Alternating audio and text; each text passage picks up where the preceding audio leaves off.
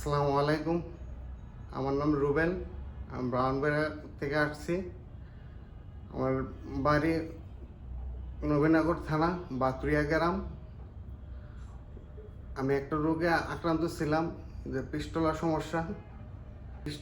পিস্টলা মানে মলদ্বারের পাশে একটা ফোড়ার মতো হয়েছিল, এটা পুষ পানি পড়তো। অনেক ডাক্তার কবিরাজ দেখেছি, কোনো ফল পাই নাই। আমি ইউটিউবে ডাক্তার রুহুল আমিন স্যারের দেখা পাই। তারপর আমি এই ডাক্তার রুহুল আমিন স্যারের কাছে আসছি। আইসা আমি সুস্থ হয়েছি। চিকিৎসা নিচ্ছে 7 দিন। 7 দিনের ভিতরে ইনশাল্লাহ একবার ভালো হয়ে গেছে। আলহামদুলিল্লাহ ভালো চিকিৎসা পাইছে। এক রোগী 3বার 4বার অপারেশন করাইছে, এরপরও ঠিক হয়নি।